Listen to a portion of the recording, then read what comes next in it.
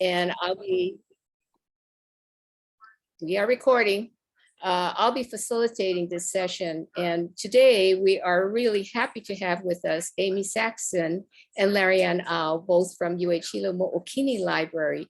And their presentation today is titled, "It Takes a Team, the Past, the Present, and the Future of Library Instruction at Mookini Library." And their fuller bios are available on the conference website for you to look at later. And this recording is going to be available for a month to all the conference attendees. Right now, you are all muted. So please type your questions into the chat box. We're hoping that if we have some time at the end, we'll be able to get to those. So at this point, I just want to turn it over to our presenters. And I believe, Amy, you're going to get us started. Yes, thank you very much. Thanks everyone for joining us. This is a very sort of informal presentation, more of a talk story. So we're just going to go ahead and get started. When we first conceived of this idea, we thought it would be really fun to do a review of the research skills assignments.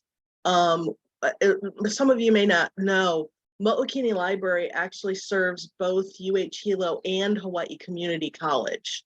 And we do instruction sessions for both campuses.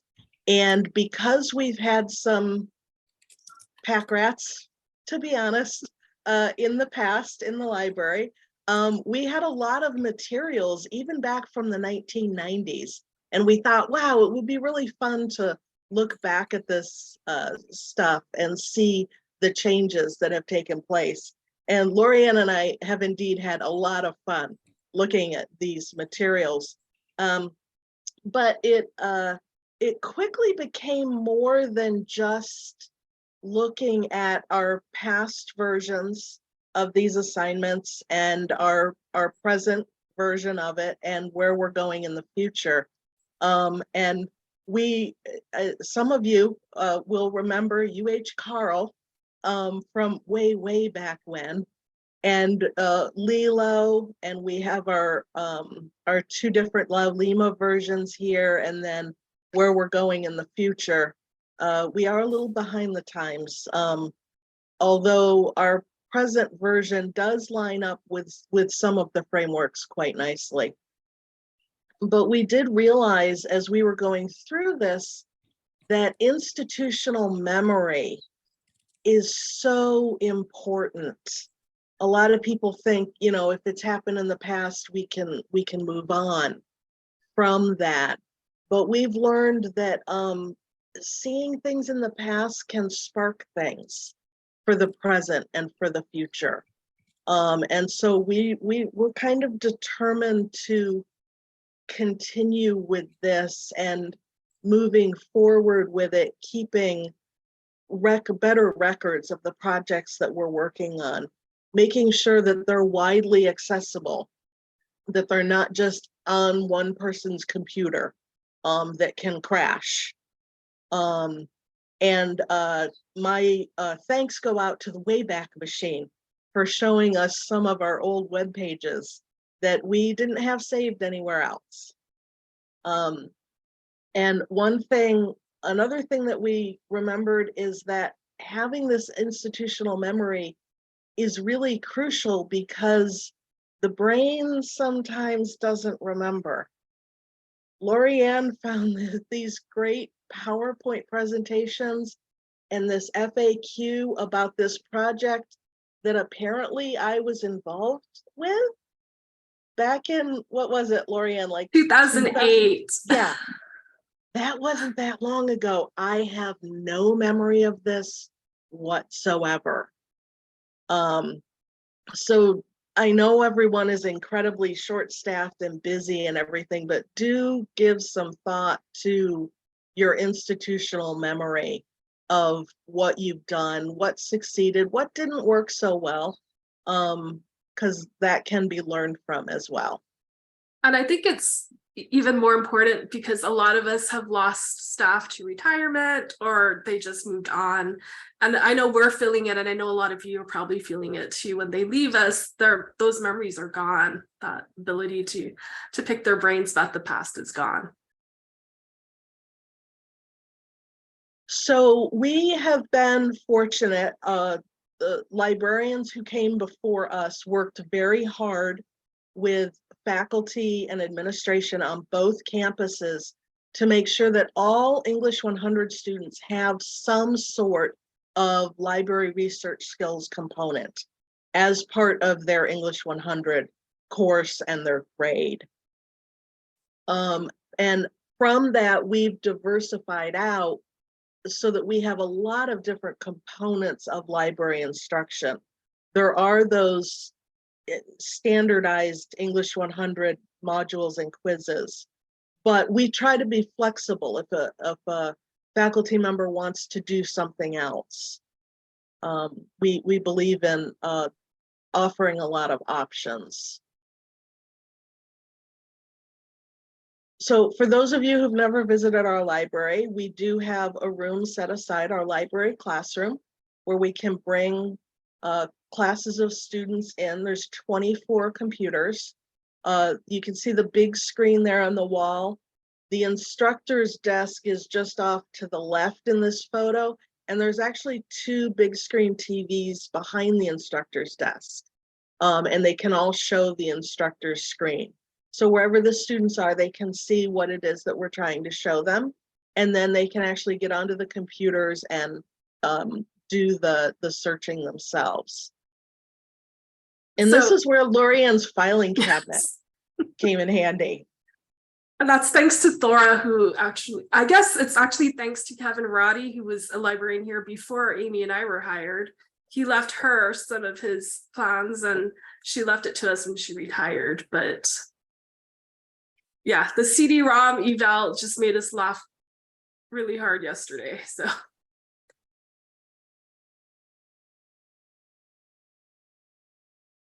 So these are all pieces of paper that we had, that I scanned in, of different ways that we've tried to connect with students and faculty over the years.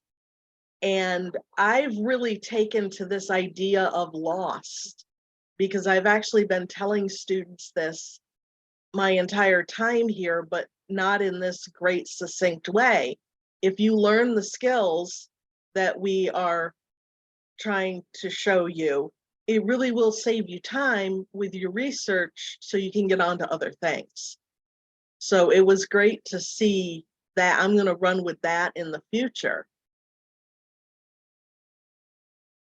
So this was actually our old request form that was still being used by our Hawaii Community College faculty when I got hired here in 2005. So that was from one of my first classes when I got hired here. And then Thora had us do a little lesson plan and summary that apparently Amy doesn't remember too well doing, but we all did it for a while. But it was just a great way when I first got started as a new librarian to just have a record of what I did, what I learned, what I could improve on later on. So it was something we did for a while, and then I got lazy and stopped doing it. But we did that for several years. And we did eventually move to an online instruction request form. But I'm glad that we still had those paper ones to look back at. And here's the old library skills workbook. Now there were other iterations, and you can kind of see it on the second page that it was started a while back. But we did work with a lot of pack rats, but they did clear out a lot of the old workbooks, but we made sure to keep at least one for our records. And I'm glad we did. It's great to look back and see how things were taught. I love that we had to tell everybody to press return every time. So it was succinct. And in some yeah, ways, this was, we still do that to our students sometimes, I think. and this was, I mean, 2000, only 22 years ago, which kind of sometimes seems like a long time and sometimes it doesn't.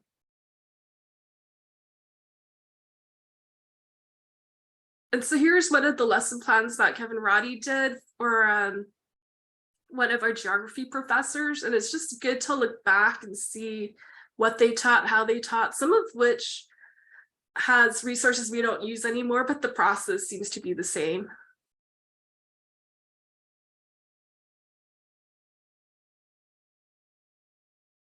And they did one for almost, in my files now from Thora, I have these types of, whether they're pathfinders or resource guides for almost every class that they taught. And what Amy and I've learned from looking at this is looking back at the classes our university used to offer that they might not offer anymore, and to see it from that aspect.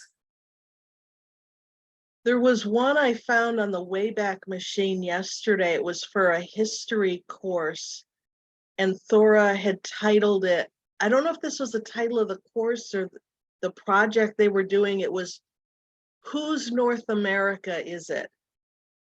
And it was all about researching, Native American things. So yeah, this, like I said, this has been a real interesting.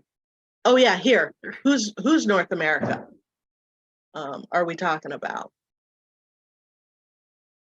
So these are some of the statistics from, how many of you out there remember WebCT, that I just found interesting. And the program overall, Lorianne pointed out, we probably wouldn't phrase it quite this way anymore. Especially the very boring option. I don't think I'd put that in one of my survey options today. But there were some things about WebCT that we really liked that LaLima doesn't do. And one thing is how long it takes the students to do these. We're just, kind of guessing nowadays. And for those who don't know, WebCT was actually the LMS before Sakai LaLima. So it was a paid program that was bought out by Blackboard, and the system moved on to Sakai, which is free open source. And then again, the statistics from 91 and 92, that's a piece of paper that we have, showing how many sessions and how many students they did library instruction sessions for. So 151 compared with 315 that we did in 2018 and 2019, when we had 5,500 students who came through. So again, it's just interesting to see the changes over time for sort of the same program. Yeah, so Amy was hired a few months before I was. We began in 2005, and we worked closely with Thora, and we were the core instruction team. So it was our responsibility to keep up the library skills assignment, to make any changes to it, and to work on those instructional program projects. Unfortunately, when we left WebCT and moved over to LaLima, we didn't really think it was important to keep screenshots or anything like that.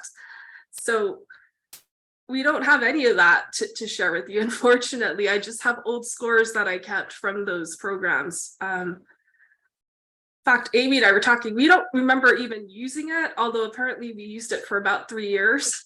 So we don't remember using WebCT at all. But the one thing we did miss from WebCT is conditional grading, because in our skills assignment, we have 4 practice quizzes that students have to complete with 80%.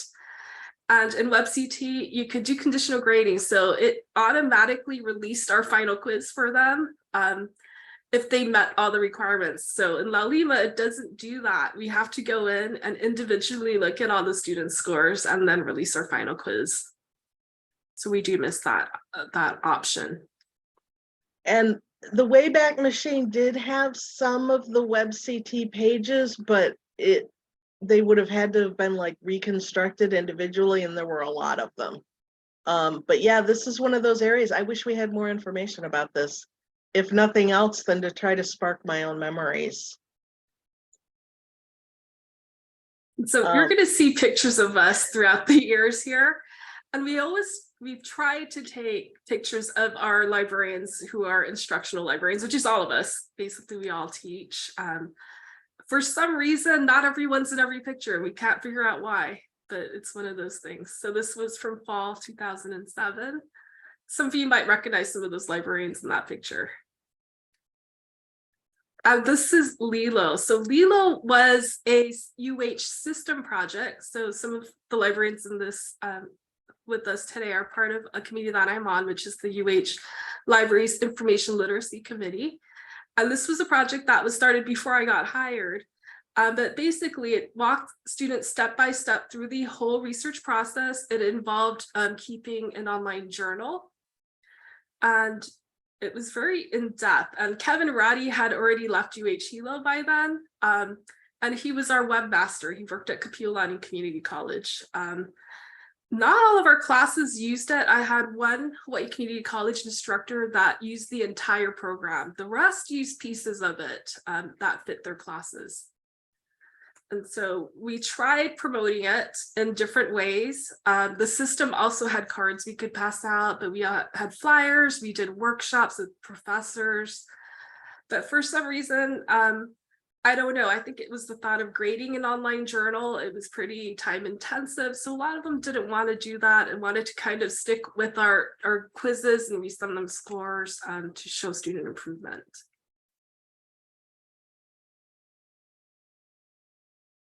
And this is just another place where we were, trying to promote LILO, trying to get people to use it. This was our homepage. What is that? 2005. So. And then we also have a lot of extremely talented staff. One of them would create these trifold brochures for us that we could hand out to faculty about the different information instruction options that we had. So this is one from 2009. Where again, we're still trying to promote LILO, still trying to get people to use it.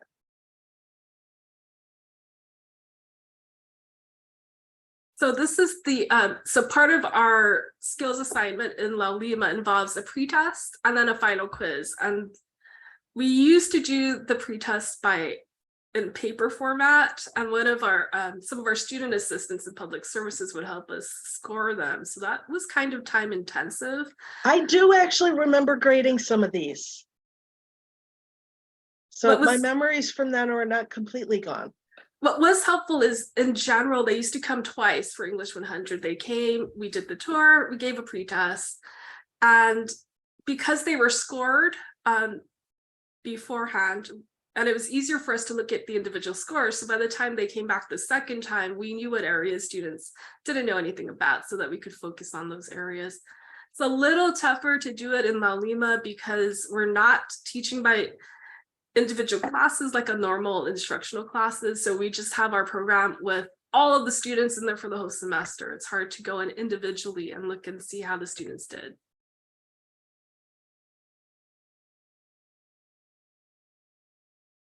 Do you remember this, Lorianne? I found this last night. I don't. That's what I was going to ask you. Do you remember that? Yeah, only sort of vaguely. We really need to get better at writing this stuff down. What was funny is I looked at that date and I'm like, yeah, I was here. So yeah, that's another example of things we tried and I don't remember doing, but apparently I probably created that webpage actually. So in 2008, we did move to Laulima, and our modules, as we mentioned, we have the pretest, the 4 modules, and then the final quiz. And so for a long time, the module 1 was types of information, and then module 2 is searching databases, and then the original module 3, of course, was using Voyager, which we changed recently, and then evaluating and citing. And then in 2020, we created a new LILO site with a name change. And we moved some of the pages around some, we added some, we deleted some, like that. So the basic format is the same, but we divided it up into the basics of finding sources, and the specifics. And I think, oh, in a couple of pages, we have the whole table of contents. But we do a lot of different handouts to explain to the students about the program, how they're going to do it. We've tried various, versions of these handouts throughout the years. I was really glad we had one of these in 2007 and 2008.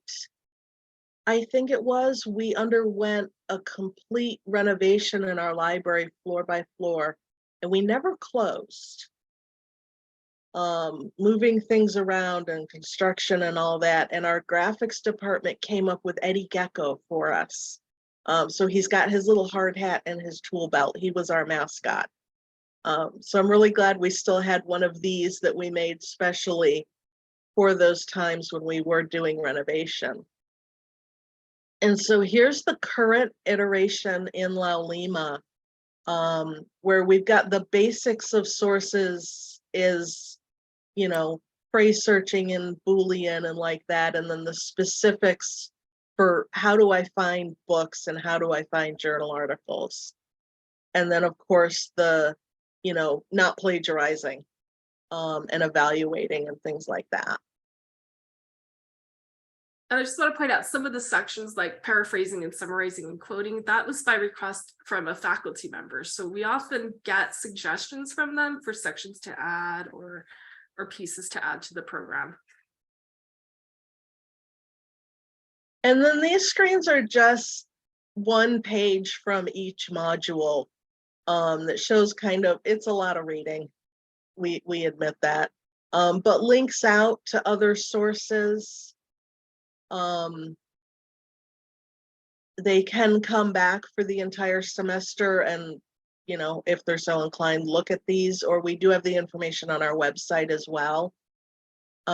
We've also added videos, which I'll talk about in a minute. And links out to other websites, the OWL at Purdue is good for quoting and paraphrasing, summarizing citations, things like that. So this is basically the iteration that we've had the whole time we've had Laulima.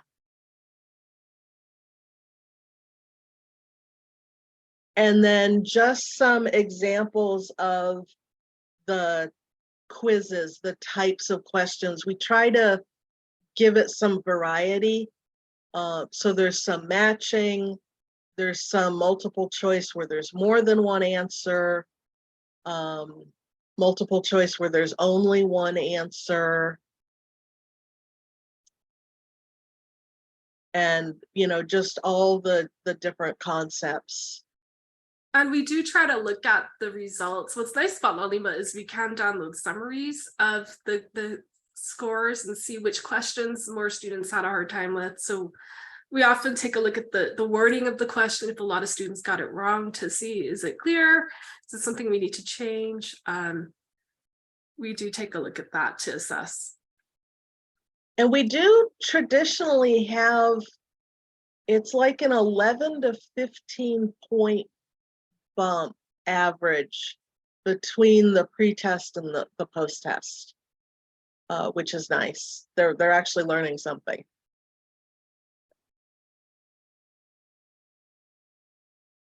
So photos, our people at Mookini love taking pictures. So we were fortunate to be able to find a bunch of those. And then just another newer, this is from 2015, trifold brochure not using LILO anymore, but still trying to give faculty a lot of different options to incorporate the library into their classes. And I do want to say LILO doesn't exist anymore. Once Kevin Rowdy retired, he was pretty much our catalyst for that. So unfortunately, we don't have LILO anymore. I did find some of the slides in the Wayback Machine though, so that did help me when we transitioned over. So we tried different things we've learned from other librarians. For example, the librarians at Manoa were using clickers. So we also went to visit them, looked and saw how they used it, decided to try it ourselves. So we used Turning Point clickers for a little bit of time until it became hard to keep up. But here are some examples of some of the questions I asked with the basic University 101 class, just the basics. This would have been after they had taken a physical tour. Yes. And we had told them all of the answers to these questions. They were on the tour. And this one just gets me. The fact that I asked, many library periodicals are only available online, and most of them said false. But then when I asked, you can access library databases from locations outside the library, most of them said yes. So we're trying to wonder how that works if they don't understand that most of the periodicals are online and they can access things from outside the library. But so we stopped using the clickers. One thing about clickers, you have to replace the batteries and the software always has to be updated, and that it was really hard to keep up. So I've moved on to Poll Everywhere, but I still ask the same question about whether or not periodicals can be are mostly only online, and students still get that question wrong, which is quite interesting. Because most of them have never been to the third floor where the print ones are. Probably so. So, as I mentioned earlier, we've always tried to be flexible and work with faculty to do whatever we can to get a library component into a course. But some of them, they want that information, but they can't devote a whole class session or even part of a class session to bringing them into the library or having us go to their classroom, or if it's an online class and like that. So other things that we've done, we did have LibGuides for a while. This is one of the ones that Lori Ann put together. Just a basic one that I kind of used as a handout at the time. This one I picked because I wanted to share the fact that I did it for a specific course. This was an early college program with high school students from Kea'au and Pahoa high schools. They were here during the summer for 6 weeks and they took English and they took math. But the reason I did a class specific one for them was because we had no AC that summer and it was so hot that I had to teach on the first floor of the library, which was at that point still cooler. But it was an area that had computers, but no projectors. So those students were so good. They were able to use the guide, listen to me carefully, and were able to be oriented to the different resources. So, and this is a 3-floor building with windows that do not open. Yeah. So, and at least 3 times since 2005, the air conditioning has gone out in the summer. So again, we just had to be flexible and make do. These are some shots from I put handouts in quotes because it's actually online. It's a PDF for a summer course where the instructor wants the students to know how to find books and journal articles. And so it's just a handout, and on the very last page in very big letters is my name and my email and like that for them to get in touch if they need help. And some of the instructors, they'll also add me to their Laulima site so that I can go into the discussions area if the students have questions. This is a handout that I did. This is the generic one that we would leave at the information desk I would also sometimes do course specific ones and hand them out as actual pieces of paper when the students came in, and that way they could keep this to reference later. And just lots of handouts over the years in an attempt to get this information to the students and get them to use it in the future. I think that was the last picture Amy found of us. Yeah, we it update is. that. Probably one of our last ones of Thora. Yes. I think she so left the next year. 3 of those librarians no longer work here. They retired, and there's now only 4 of us. So we'll take a new picture. So one of the flexibility things is I have a Hawaii Community College instructor who didn't want the full LILO modules. So I did something on our, it was originally LibGuide, I think, and then transferred it over to our new website, where it's just kind of a scaled down version of finding books and finding articles.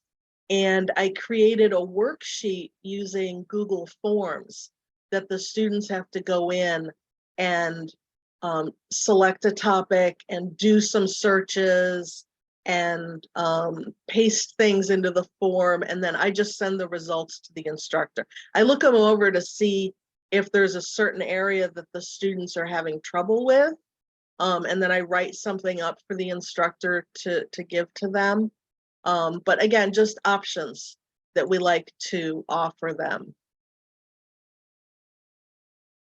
This was originally a nursing guide. I think it was started by Helen Rogers when she was still here. That I think so. That is heavily used by our nursing students. And so this was our old webpage when we still had LibGuides. And then we moved over to our campus LMS, and so that's changed a little bit. And we had to, thanks to Amy, we had to transfer all of our old LibGuide guides over to the new system. So we do it a little bit different now in that we have the basic generic stuff as a menu on the right side of the screen. And then librarians for certain subject areas, they do a more detailed guide specifically about that subject. And this is the one for nursing. And so you can see on the side there about drug information and transcultural nursing and things like that. This is Lorianne's now, and she's done a really nice job with this. And then came COVID. And suddenly, we never closed our library. It was always open to UH students, faculty, and staff. But of course, we didn't have as many people coming into the building. We weren't doing as much library instruction, and we still needed to get this information out there.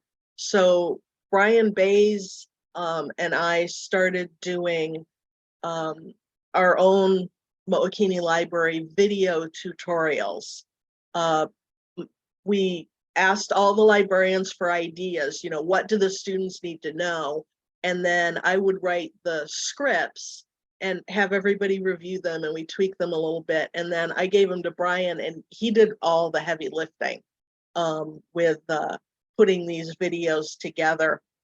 We only had a couple at first, but we keep branching out with them for just general information about the library and the services that we offer, certain aspects of academic research, and then some other specialty areas. And the page that they're all on, this is what it looks like, divided up into different areas. And they do also have a YouTube channel that can go to see all of them as well. And on various pages on both the website and in our LILO instruction modules, I have links to these individual videos. So the topics and keywords ones are on our topic page, and we've got a couple about LibCat, which is our version of, what does Manel call it? OneSearch. On search. Yeah. A couple different videos of that about finding books and understanding call numbers and things like that. Earlier this year, it came to our attention that for those of you who use LAULIMA, in the lower right, when you're in a course, it shows you the names of all the students who are currently in that LAULIMA version of that course, which if you only have one section of, History 300 is fine, because all of the students know who else is in the course. But with our library instruction modules, we put all of the students from all of the English 100s into the same course. And that's actually a violation of FERPA, because students aren't supposed to know the names of students who are in other courses.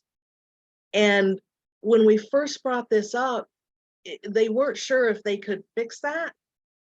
They have since taken it out of our course, but I guess they can't do it generally. Anyway, I just started copying and pasting everything out of LAULIMA onto our library website. And I'm using Google Forms for the quizzes. I just finished this over the summer. I do have a class that's trying it out right now. So I'll have some feedback for it in the near future. It's all the same content. It's the same, goes in the same order. All the quiz questions are the same. It's just a slightly different format. So this is what the website pages look like. I was able to actually embed the thumbnails of the video so the students can watch the videos here. One thing about the quizzes is in LAULIMA, for example, this question in the lower right that says select all of the answers. In LAULIMA, if a student got like 2 of them but missed the 3rd one, it would give them partial points. And the Google Forms don't do that. We require an 80% on all 4 module quizzes in order to take the final. So I'm a little worried that with the Google Form questions, it might be a little more difficult for the students to hit that 80% mark. So that's one of the things that we're looking at. But the website allows us to be more flexible than LAULIMA with changing typos or small things during the semester. And the website is much easier with that. So as long as the test questions are okay, we may have some faculty who will want to transition to this version instead. So basically our core instruction team are all the librarians that work here currently, which is me and Amy and Brian Bays and Donna O'Hora. And so in the future, we're hoping to map what we already have to the ACR frameworks. Like Amy said, we're a little slow just to see where it fits and what we need to work on. So at the top of the table with letters on each page are the 6 frameworks. And then the other pages, and there are a lot of them, are the sections of our current LAULIMA modules. And we've been going through and saying, okay, our first LAULIMA page, it covers this framework. And then on the framework page, we note where in the LAULIMA it's covered. So kind of going back and forth to see. But this is something that we're just, we're still working on.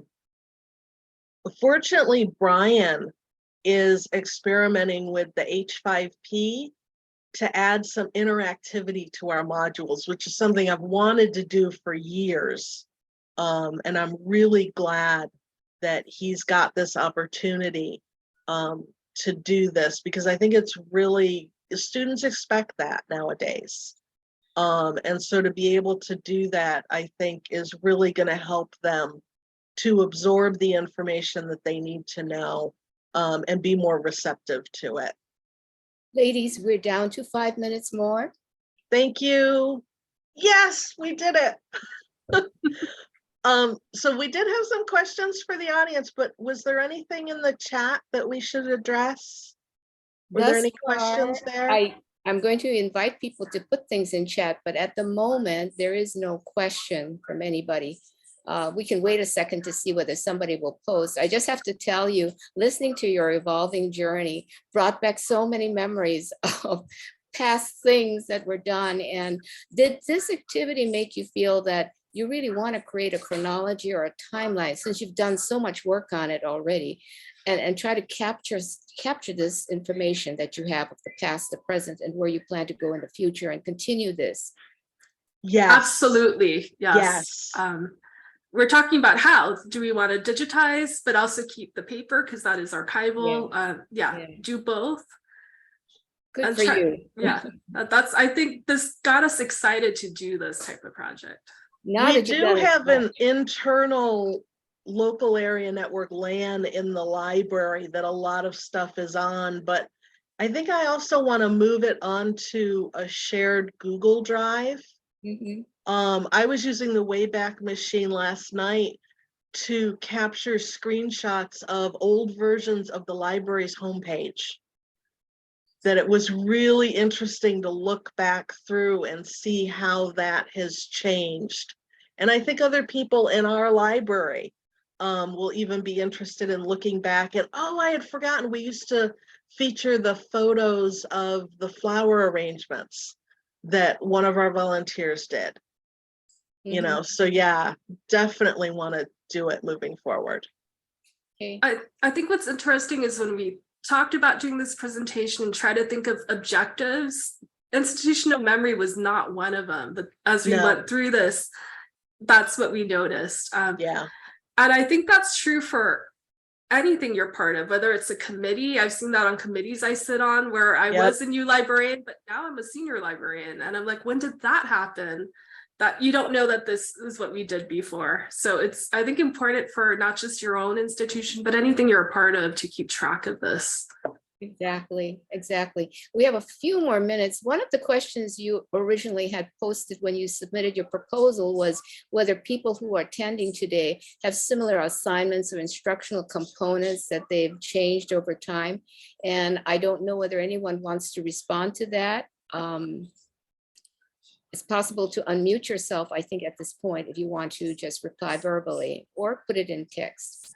I'm not saying goodbye here, but I am going to put up our last slide because it does have our email addresses. Please reach out to us. That's great. Thank you. I was going to ask. But yeah, we are interested in what other people are doing with this sort of library instruction stuff. And another question that you did have, along with, what are you doing with instructions? Because looking at the list of participants, we do have attendees here from different academic libraries. The second question you had was, how do you work with your faculty? What do you do to draw them in? What is your outreach? So I'm sure you want to hear their stories. Yes. Well, yeah. Especially post-COVID, I think we all have this need to build up our program back again. Absolutely. And I know you also wanted to know if you had any high school attendees today, high school librarians. I think there's at least one of them. So if she wants to post anything, that would be great too. But I wondered if there are any questions from the group for either Larianne or for Amy before we close the session.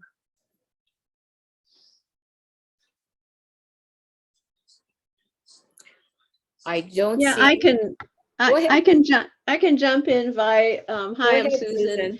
Hi, Susan. And I'm at a private high school library, and we are always trying to teach information literacy skills with varying degrees of success. I mean, everything that the colleges can do, what you're doing is so valuable. And I know my colleagues in the DOE are really doing a lot in library instruction. But the issue is when you get a new college student, have to assume they might not have had any library instruction, or they had some and they forgot all about it. So I know it's challenging at the college level because you have students who might have learned, had quite a bit of this in high school, and others who might not have, or else they've forgotten it. So good job. You have a challenging environment. Yeah, well, those of you in the high schools also have a challenging environment. So working as teams, I think, across colleges and high schools would be a good thing. And this kind of brings us to the end of this session. And I have to send a big mahalo to both Larry Ann and Amy for doing this, and to all of you who participated today. I'm going to now post the